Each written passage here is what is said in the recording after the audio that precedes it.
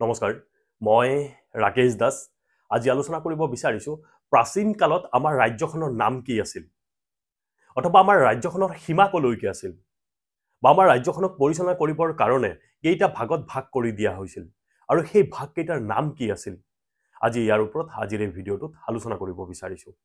আজিৰ এই ভিডিঅ'টো বিশেষকৈ ছাত্ৰ ছাত্ৰীসকলৰ বাবে আৰু যিসকল ব্যক্তিয়ে নিজৰ দেশখনৰ বিষয়ে জানিব বিচাৰে নিজৰ ৰাজ্যখনৰ বিষয়ে জানিব বিচাৰে মই তেখেতসকলৰ বাবে আজিৰ এই ভিডিঅ'টো মই প্ৰস্তুত কৰিছো স্বামী বিবেকানন্দই কৈছিল যি গৰাকী ব্যক্তিয়ে নিজৰ দেশৰ ইতিহাস নাজানে নিজৰ ৰাজ্যৰ ইতিহাস নাজানে তেখেতসকলে নিজৰ দেশখনক ভালকে বুজি নাপায় আৰু লাহে লাহে নিজৰ অস্তিত্ব হেৰুৱায়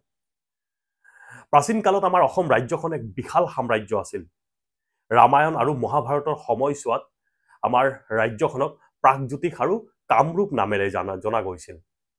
আৰু তেতিয়াৰ পৰা প্ৰায় দ্বাদশ শতিকালৈ এই দুটা নামেৰে জনা গৈছিল কিন্তু সময়ৰ খুতৰ লগে লগে এই প্ৰাগজ্যোতিষ নামটো ক্ৰমে লোপ পালে কিন্তু আজিৰ বৰ্তমানৰ যি কামৰূপ সেই কামৰূপ জিলাই এই প্ৰাচীন কালৰ যি আমাৰ ৰাজ্যখনৰ কথা সচৰাচৰ আমাৰ মনত পেলাই দিয়ে এতিয়া আহো প্ৰাচীন কালৰ প্ৰাগজ্যোতিষ অথবা কামৰূপ ৰাজ্যৰ সীমা কলৈকে আছিল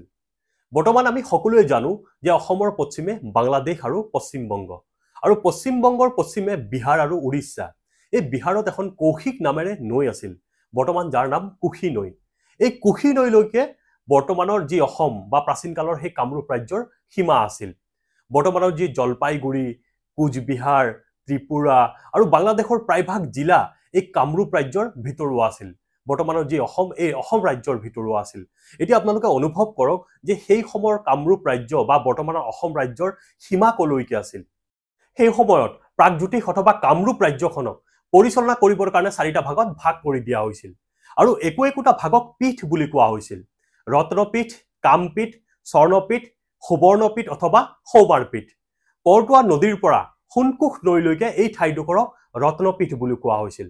আৰু সোণকোষ নৈৰ পৰা ৰূপহী নৈলৈকে এই ঠাইডোখৰক কামপীঠ বুলি কোৱা হৈছিল আৰু ৰূপহী নৈৰ পৰা ভৰলী নৈ অথবা ভৈৰৱী নৈলৈকে এই ঠাইডোখৰক স্বৰ্ণপীঠ বুলি কোৱা হৈছিল আৰু ভৰলী নৈৰ পৰা কৰতোৱা নৈলৈকে এই ঠাইডোখৰক সুবৰ্ণপীঠ অথবা সৌমাৰপীঠ বুলি কোৱা হৈছিল আৰু এনেকৈ প্ৰাচীন কালৰ কামৰূপ ৰাজ্যক একোটা পীঠত ভাগ কৰি পেলাই পৰিচালনা কৰিছিল কালিকা পুৰাণ আৰু যোগিনী তন্ত্ৰ পুথিত আজিও উল্লেখ আছে যে সেই সময়ৰ কামৰূপ ৰাজ্যৰ সীমা দক্ষিণে সাগৰ উত্তৰে হিমালয় পৰ্বত পশ্চিমে কৰতোৱা নদী আৰু পূবে ডিকৰাই নৈ এয়া আছিল প্ৰাচীন কালৰ কামৰূপ অথবা প্ৰাগজ্যোতিষ ৰাজ্যৰ চমুকৈ মই যিখিনি জানো আপোনালোকৰ আগত প্ৰকাশ কৰিছো আশা কৰো ছাত্ৰ ছাত্ৰীসকলক বা আপোনালোকক এই ভিডিঅ'টোৱে প্ৰাচীন কালৰ অসমৰ বিষয়ে জনাত কিছু পৰিমাণে হলেও সহায় কৰিব ধন্যবাদ